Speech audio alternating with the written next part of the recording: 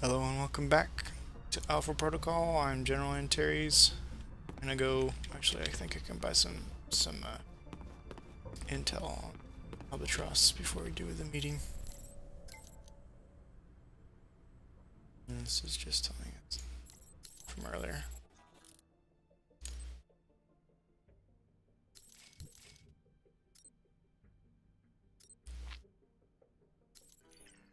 Oh, we got great. Yes, we did.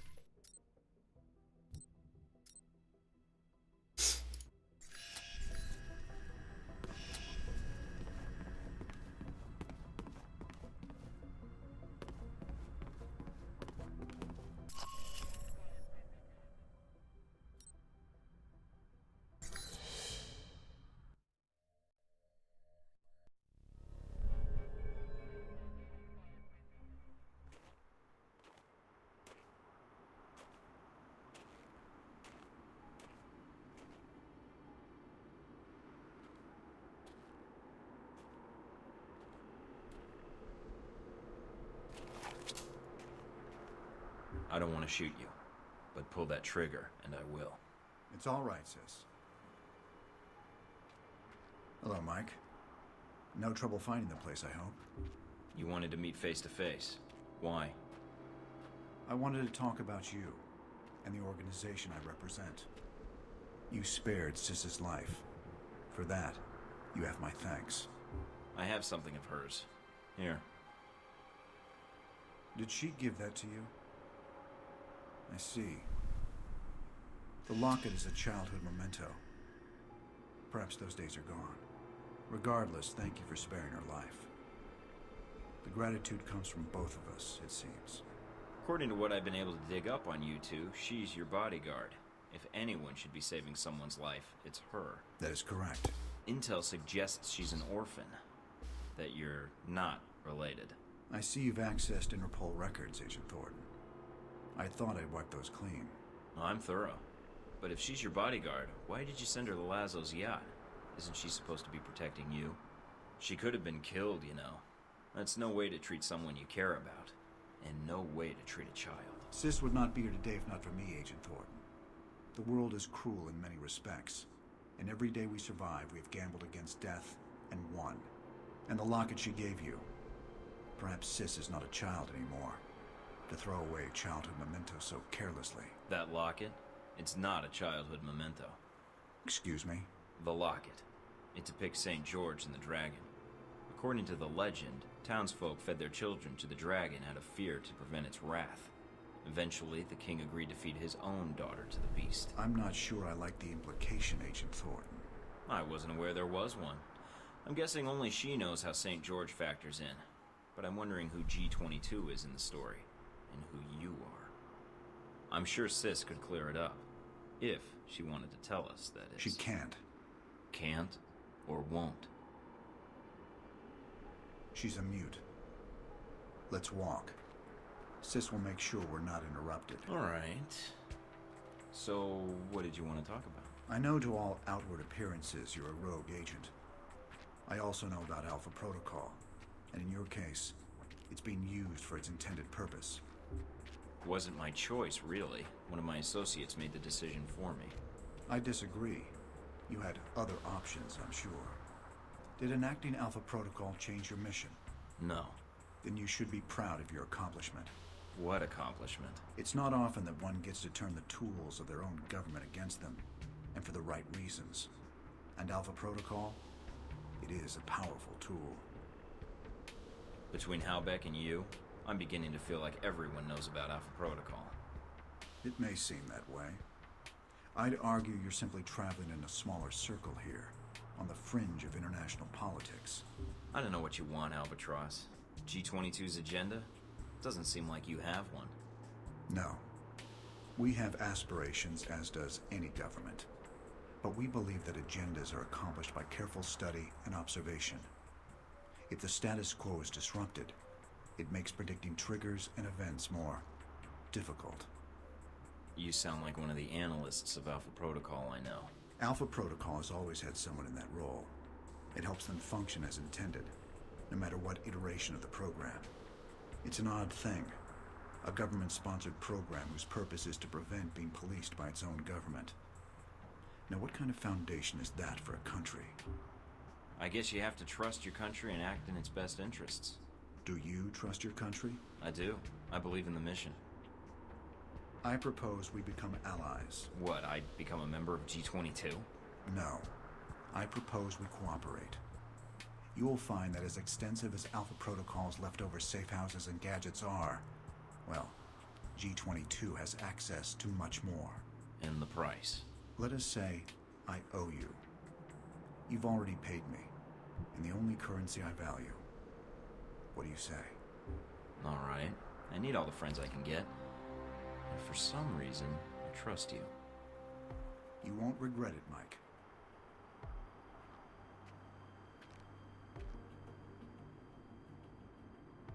We're out of time, I'm afraid. Thank you for listening to me, Mike. I know you have a great deal of work ahead of you. Albatross, I need to know something. Yes. What? This business with Halbeck. I can still prevent it, right? There's a way to stop them. This isn't going to end well, is it? Mike, it never does.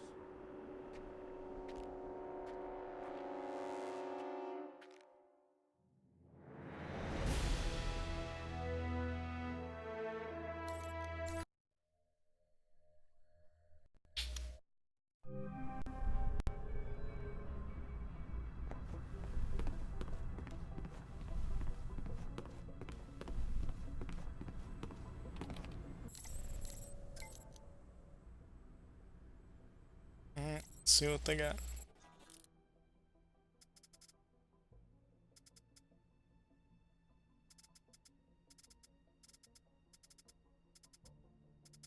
All sorts of goodies. And advanced stealth armor. Too bad we can't afford it yet.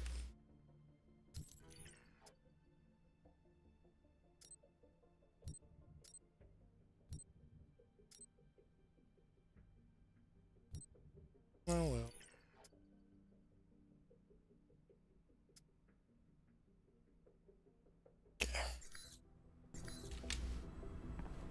Well, let's head back to Rome and do that meeting.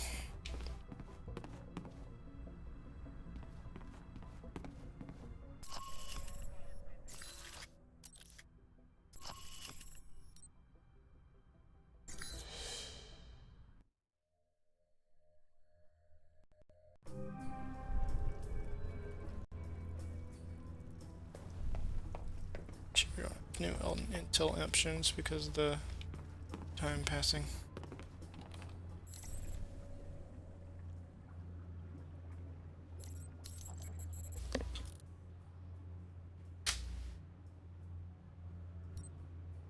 Nope.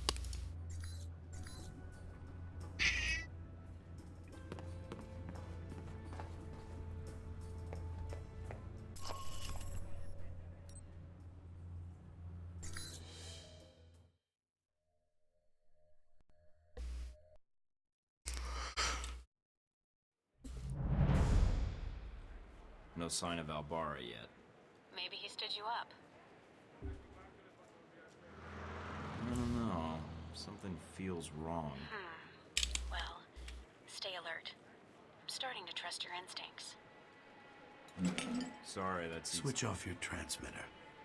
If you reach for your gun, one of my men will put a bullet in your skull. Transmitter's off. I don't plan on reaching for my gun unless you make it necessary. Once I have the information I need, I plan to leave. You will not be harmed.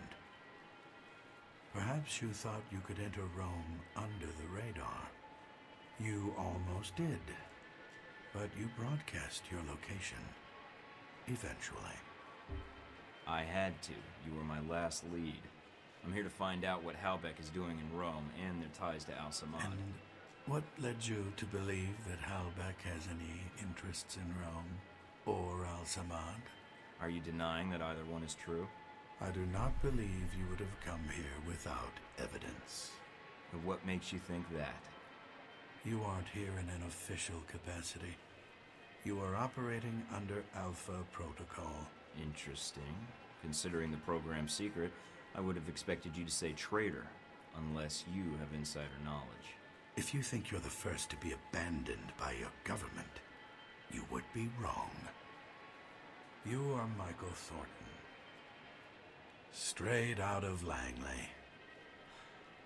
Perhaps they felt the Untouchables approach would benefit them. I'm an operative now. After Saudi, I had to change my 5-year plan. I'm guessing you're here to confirm the file you have on me. Anything else you need to check? Reports place you as someone loyal to your country and who believes in carrying their missions through. Is that so odd? In today's day and age, yes. But not to me. And you were the one who crossed paths with a German mercenary in Moscow. Z. I get around, and she was a little insistent we get together.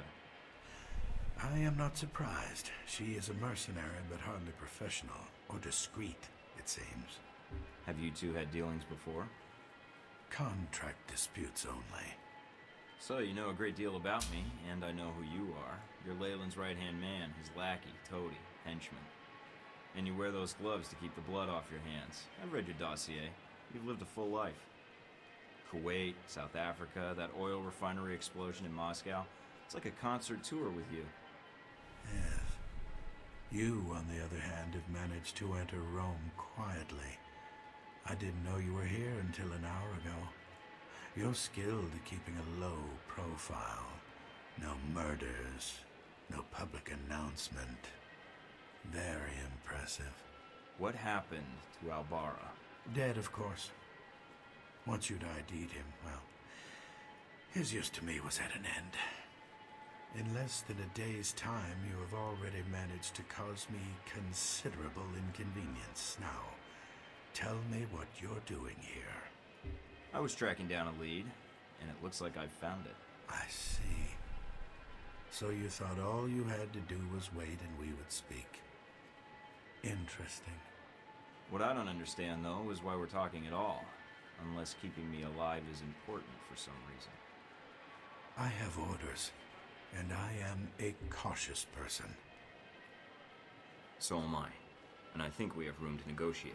No, I am not authorized to make deals. Besides, I believe you have nowhere to go for help.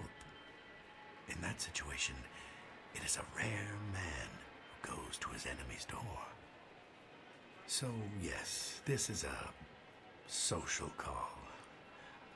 A warning. You have proven yourself capable, but pursuing this course of action will not serve you any longer.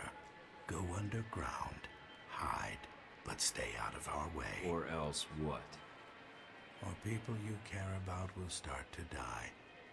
We know you've been in contact with one of your fellow agents. That contact will die if you persist, and then we will kill you. Those are your terms. Allow you to carry out your mission, and I stay out of the way. Yes. You realize I would be betraying my country.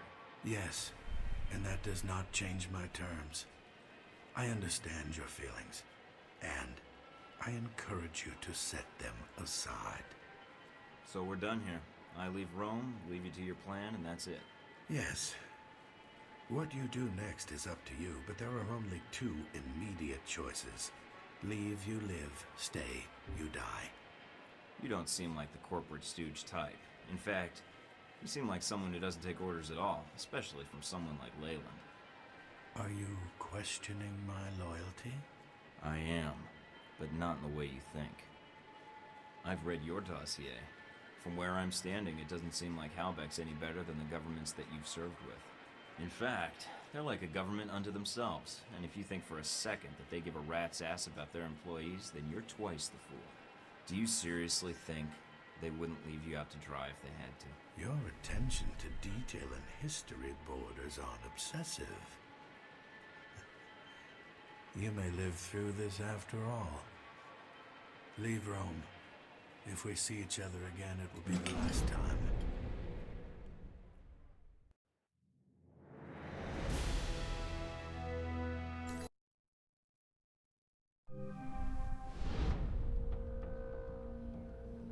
I confess, you slipped into Rome almost without us noticing. You were even more difficult to track after that. Between Halbeck and local authorities, the locals were the tough ones. No matter. Mr. Marburg found you. That must have been a surprise, meeting up for lunch like that. When we talked, he had a lot to say about Halbeck and some suggestions about my involvement with your corporation. Really? I can rarely get 3 words from the man. Well, feel free to have him threaten you whenever you get tired of listening to yourself. I'd be curious to hear more, and your first impression of Mr. Marburg. What did you discuss? We discussed business. Turns out both of us have experience with abuse of authority. He described you as a man of your word. Patriotic, I believe, also came into the conversation.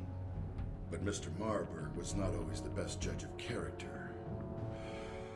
Nor does he instill much loyalty in employees. Speaking of which, this woman entered the picture not long after your meeting with Marburg. She was in our office in Rome. Madison, I believe.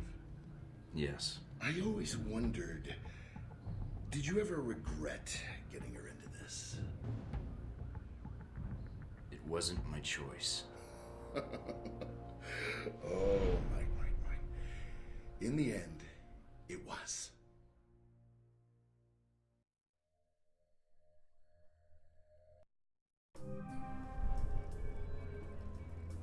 Mike, we may have a problem. The VCI employee I mentioned before, Madison, I think she's going to act. What do you mean, now?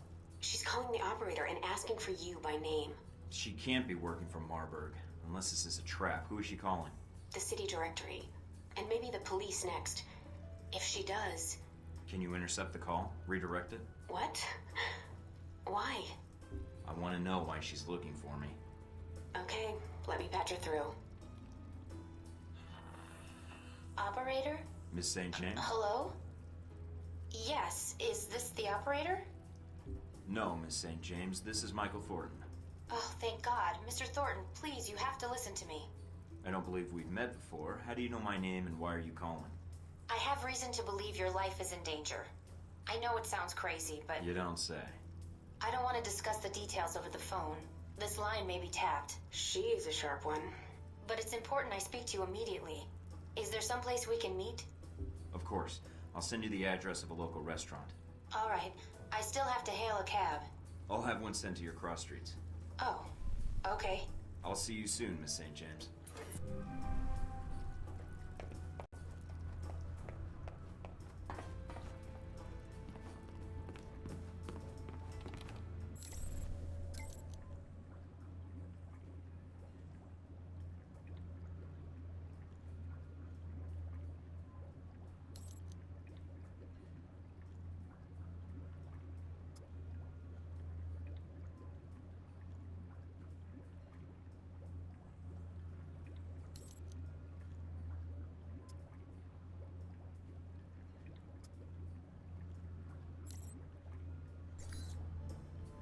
Alright, I'm gonna put a cut in here. Thank y'all for watching. I'll see y'all next time.